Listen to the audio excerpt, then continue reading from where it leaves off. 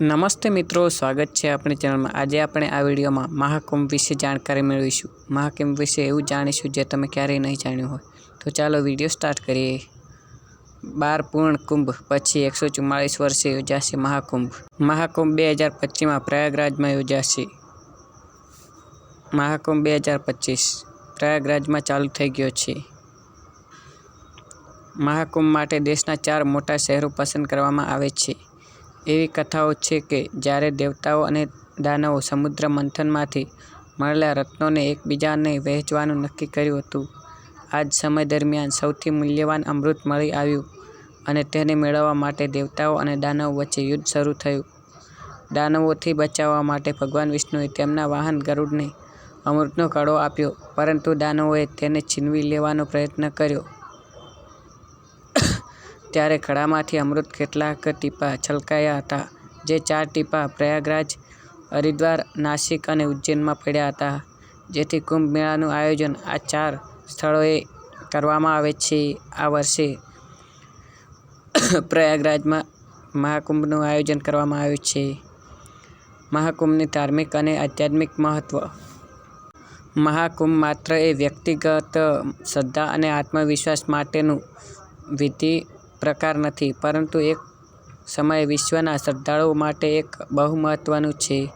યાત્રામાં પવિત્ર સાગરના કિનારે પ્રભુ ભક્તિ કરવામાં આવે છે, સ્થાનથી પાપ મોચનનો આદર છે અને જીવનમાં નવું પ્રેરણા પ્રદાન થાય છે। મહાકુંભમાં પવિત્ર નદીઓના સ્નાન।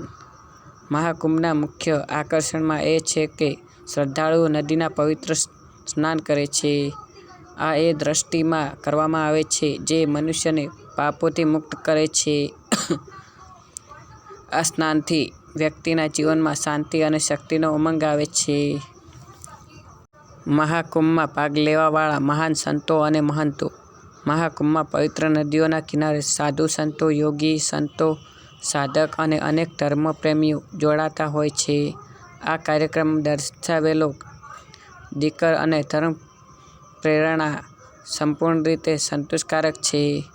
મહાકુંભ એ સમાજ, સંસ્થાઓ અને વિશ્વના આધ્યાત્મિક પરિસ્થિતિ સાથે સંકળાયેલું છે। આ શ્રદ્ધામાં ઉત્સાહી લોકો જોડાતા રહે છે। આગળ આપણે જાણીશું કુંભ મેળાના પ્રકારો કેટલા છે અને કયા કયા। કુંભ મેળાના 4 પ્રકાર હોય છે। 1. કુંભ મેળો, 2. અર્ધકુંભ, 3. પૂર્ણ કુંભ, 4. મહાકુંભ। તેના વિશે થોડું વિસ્તારથી જાણીએ। આ ત્રણેય મેળાઓ અલગ અલગ સમય પર આયોજિત થાય છે। કુંભ મેળાની શરૂઆત મકર સંક્રાંતિથી થાય છે અને તેનું સમાપન મહાશિવરાત્રિના દિવસે થાય છે। કુંભ મેળાના પ્રકારો અને તેનું આયોજનનો સમય। અર્ધકુંભ દરેક 6 વર્ષમાં પ્રયાગરાજ અને હરિદ્વારમાં અર્ધ કુંભનું આયોજન થાય છે। પૂર્ણ કુંભ દરેક 12 વર્ષમાં પ્રયાગરાજમાં પૂર્ણ કુંભનું આયોજન થાય છે। મહાકુંભ 12 વર્ષ પૂર્ણ કુંભ પછી એટલે કે 144 વર્ષ બાદ મહાકુંભનું આયોજન થાય છે। કુંભ મેળા વિશેની કેટલીક મહત્વની વાતો।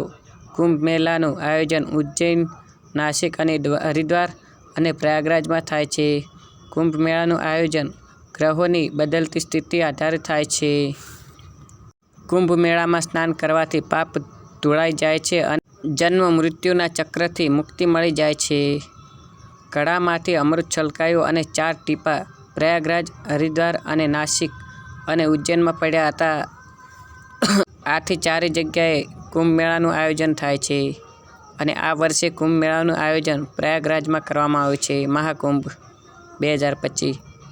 તો વિડીયો કેવો લાગ્યો અને માહિતી કેવી લાગી કોમેન્ટ કરી જણાવજો અને વિડીયો પસંદ આવે તો વિડીયોને લાઇક, શેર કરજો અને આવા જ જાણકારીસભર વિડીયો જોવા માટે મારી ચેનલને સબસ્ક્રાઈબ કરજો। મળીશું એક નવા વિડીયો સાથે, ત્યાં સુધી જય હિન્દ, જય ભારત।